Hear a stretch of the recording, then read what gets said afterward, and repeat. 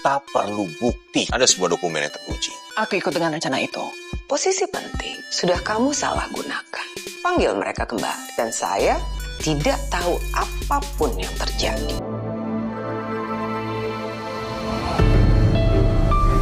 Halo guys, perang strategi diam-diam antara Casarius dan Alferic sebentar lagi dimulai. Kali ini ya, mereka bukan cuma adu rencana, tapi juga akan adu acting. Sama-sama berpura-pura seolah nggak tahu apapun tentang rahasia yang sedang disembunyikan satu sama lain. Satu hal yang pasti, mata Dominic akhirnya mulai terbuka, mulai sadar kalau kepatuhan Ares selama ini ternyata tak lebih dari sekedar sandiwara. Dan bisa ditebak, kesadaran itu akan membuat Dominic kembali membutuhkan keahlian sang Mr. F. Jadi nih, sekarang pertanyaannya, mana yang akan lebih dulu? Perintah lanjutan dari Dominic, ataukah Harry dan Ole akhirnya sempat duduk bersama, saling jujur bahwa tujuan mereka sebenarnya sama, atau justru keadaan memaksa Harry berdiri berhadapan melawan Ole karena Dominic siap memakai Blade sebagai ancamannya. Pagi itu ketidakhadiran Ares, Cassandra, dan Axel di meja makan telah membuat insting Dominic menangkap ada sesuatu yang gak beres. Mungkin awalnya Abed udah berkali-kali mengetuk pintu kamar Tuan Ares dan Tuan Axel, tapi gak ada jawaban. Matthew pun udah ditugaskan menghubungi nomor HP ketiganya, namun satu pun gak bisa dihubungi. Pengecekan pun berlanjut ke tim IT untuk melacak lokasi keberadaan mereka, tapi sinyal menunjukkan seolah ketiganya masih berada di rumah. Dan disitulah Dominic sadar, ada hacker handal yang sengaja menutup akses dan memanipulasi jalur komunikasi, membuat semuanya tampak normal, seakan gak ada pergerakan sedikit pun. Pemeriksaan berlanjut ke ruang CCTV, namun keadaan malah semakin mencurigakan. Bukan hanya gak ada rekaman, gak ada aktivitas mencurigakan, tapi seperti tim IT, beberapa petugas yang berjaga pun ternyata bukan orang yang semalam bertugas. Meskipun Dominic belum menemukan 8 anak buahnya yang menghilang, yang sebenarnya ya sedang disembunyikan dalam keadaan pingsan di kamarnya Blade, namun Dominic langsung mencium pengkhianatan. Apalagi 8 petugas pengganti yang diketahui adalah orang yang bekerja di bawah pimpinan Blade sempat memberikan jawaban seolah semalam gak terjadi apapun yang mencurigakan, dan itu cukup. Tanpa banyak bicara, Dominic langsung memerintahkan ke anak buahnya yang lain agar seluruh keluarga dari 8 petugas itu dipanggil, baik anak, istri, bahkan orang tua mereka, untuk dijadikan sandera demi menekan Blade. Namun bukan cuma mereka yang nasibnya berada di ujung tanduk guys. Ocha, pelayan pribadinya Blade, ikut terseret ke dalam pusaran itu. Meskipun ia belum memiliki bukti nyata, Dominic yakin Blade pasti memerintahkan Ocha untuk melakukan sesuatu terkait kejadian semalam. Jadi pagi itu, kedua orang tua Ocha dipanggil menghadap Dominic. Mereka dijanjikan kenaikan gajinya Ocha sampai 10 kali lipat. Bahkan ada pula bonus kendaraan. Seolah Dominic begitu puas dengan dedikasi Ocha, terutama soal kejadian semalam. Mereka pun nantinya akan diundang menghadiri pesta kebun bersama keluarga yang lain. Tentu aja dong ya, emak bapaknya Ocha langsung bahagia luar biasa. Mereka tersenyum lebar tanpa menyadari tangisan putrinya karena tahu nyawa kedua orang tuanya sedang dipertaruhkan. Gak lama kemudian, Blade dipanggil masuk ke ruangan itu. Saat itulah ya, Blade dipaksa menyaksikan pertunjukan akting sempurna milik Nyonya Dominic. Senyum wanita tua itu tampak hangat, ramah, lembut, bahkan penuh perhatian. Tapi di mata Blade jelas ya, senyuman itu nggak ubahnya seringai seekor serigala yang sedang menunggu mangsanya masuk perangkap. Seketika ya, wajah Blade langsung memucat. Terlebih saat menyadari bukan hanya orang tua Ocha, bahkan beberapa keluarga lain dari 8 penjaga yang ia tugaskan semalam juga sedang dalam perjalanan untuk dikumpulkan, seakan siap diberikan bonus tambahan. Saat itu Blade mengerti satu hal, nasib mereka semua sekarang ada di tangannya. Blade harus memilih, berterus terang pada Dominic tentang apa yang ia tahu semalam, atau diam dan menyaksikan keluarga anak buahnya jadi korban. Blade tahu betul ya seperti apa Nyonya Dominic, wanita tua yang terlalu kejam untuk sekedar memberikan ancaman kosong. Bahkan untuk menghabisi cucunya sendiri yang dianggap berkhianat pun Dominic gak akan ragu melakukannya. Bagusnya sih, tugas pertama yang Blade terima di pagi itu terdengar sedikit mudah, yaitu cukup menelpon Axel dan memintanya agar segera pulang secepat mungkin. Tapi Dominic memberikan perintah lainnya, yaitu Blade harus merahasiakan bahwa Dominic sebenarnya udah mengetahui semuanya. Blade harus bersandiwara seolah apapun yang mereka lakukan masih aman, belum tercium sedikit pun. Tujuan Dominic jelas membuat ketiganya lengah, membiarkan mereka percaya bahwa semua masih berjalan sesuai rencana, tanpa sadar ya kalau setiap gerakan mereka kini sedang diawasi jauh lebih ketat dari sebelumnya. Jika Blade gagal meminta Axel pulang di pagi itu, maka Dominic nggak akan main-main dengan ancamannya. Bahkan kalau Blade berhasil menghubungin mereka bagaimanapun sandiwara itu tetap harus berjalan. Blade terpaksa menjadi agen ganda, begitupun juga dengan Ocha, 8 anak buahnya yang lain, dan semua orang yang terseret dalam permainan ini. Karena sekarang mereka dipaksa memilih, tetap setia pada Blade atau menyaksikan keluarga mereka jadi taruhannya. Maka dengan tangan yang gemetar, Blade buru-buru keluar ruangan mencoba menghubungi nomor Axel. Berkali-kali ditelepon tapi tetap nggak ada jawaban, bahkan nggak nyambung kayaknya. Nah, di saat yang sama Matthew datang menghampiri dan langsung menginterogasinya dengan penuh amarah. Matthew yakin guys, Blade pasti tahu sesuatu yang berkaitan dengan Axel. Tentu aja Blade yang udah tegang setengah mati langsung membantah dengan suara tinggi, seakan ingin melampiaskan sesaknya karena tekanan dari Nyonya Dominic tadi. Tapi emang kenyataannya Blade nggak tahu apapun. Dan bagusnya kali ini Matthew percaya pada sumpahnya Blade, dan dengan memakai HP-nya Matthew,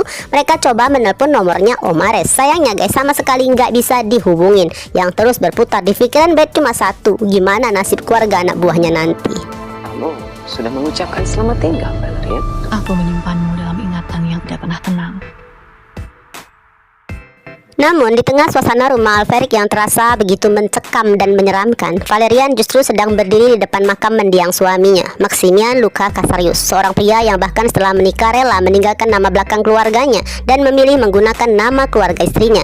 Tapi meskipun begitu, hati Maximian tetap berpihak pada Alferic tanpa peduli sebesar apapun resiko yang harus dia hadapi. Sampai akhirnya sekitar 15 tahun silam, Dominic memutuskan merenggut nyawa menantunya tersebut guys, dengan cara yang sangat kejam, kue beracun. Lebih gilanya lagi, Dominic bahkan ingin menyaksikan kematian Maximian secara langsung. Dikala itu ya, Valerian hanya bisa pasrah menangis di luar ruangan suaminya. Bukan cuma nggak berani menghentikan semuanya, bahkan untuk teriak di hadapan mamanya sendiri pun Val nggak punya keberanian. Karena tatapan dingin Dominic saat itu udah cukup menjadi ancaman terhadap 3 putra Valerian yang waktu itu masih sangat kecil-kecil. Val hanya bisa berjalan ke kolam renang guys, menenggelamkan semua rasa sakitnya di sana, berteriak sekuat mungkin, sekencang mungkin di tempat yang nggak akan membuat siapapun mendengarnya. Dan rasa sakit itu terus dipendam selama bertahun-tahun, menyaksikan ketiga putranya perlahan dibentuk, dididik dan didoktrin oleh pemikiran Dominic bahwa seorang Casarius harus menghancurkan Alferic sedikit demi sedikit.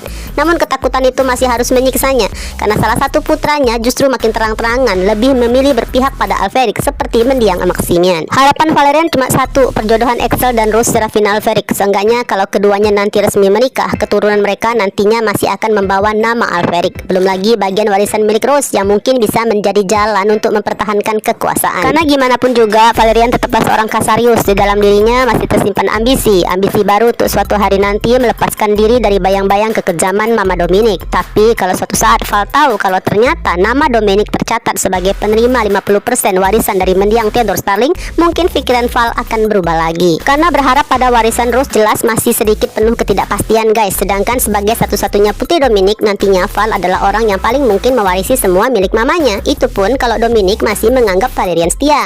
Karena Dominic ini bukan tipe orang yang ragu menghancurkan semuanya daripada harus melihat miliknya jatuh ke tangan orang-orang yang dia anggap pengkhianat. Oke, beralih ke rumah lama Daniel Alferic. Pagi itu, Cassandra bersikeras ingin bertemu Mohan hari itu juga, apapun caranya. Dan jawaban yang diberikan oleh suaminya justru sebuah cerita panjang tentang semua kecurigaannya selama ini terhadap kekejaman Dominic. Karena Dominic sangat berpengalaman dalam urusan menghilangkan nyawa orang. Bukan cuma kematian mama mereka yang terasa janggal, kecelakaan jet pribadi yang menewaskan papa mereka, bahkan kematian Maximian, papanya Axel yang berpihak pada Alferic. Mendengar fakta itu, tangisan Axel memang terdengar menyakitkan. Tapi gimana pun Axel juga nggak terlihat terlalu terkejut, karena Axel sendiri pernah hampir menjadi korban kekejaman omanya hanya karena keberpihakannya pada Alferic. Sesaat di momen itu yang terlintas di pikiran Axel tentang mamanya, seolah semua ini akhirnya menjawab satu pertanyaan yang selama ini nggak pernah ia begitu mengerti. Kenapa Mama Val selalu terlihat begitu tegang, takut dan cemas setiap melihat sikap keras kepalanya Axel? Namun masih banyak hal yang harus didengar dari Om Ares, terutama tentang satu jalan untuk membuktikan semua kejahatan Dominic. Dan jalan itu ternyata sudah disiapkan oleh mendiang sepasang hacker yang dulu bekerja di rumah Alferic. Mereka dikenal dengan nama samaran The Architect of Silence, tanpa nama asli, tanpa nama keluarga. Jadi beberapa tahun silam, pasangan hacker setia itu mulai merasa nggak nyaman bekerja di bawah Dominic, karena semakin lama mereka terus dipaksa untuk melakukan hal-hal yang seharusnya nggak dilakukan.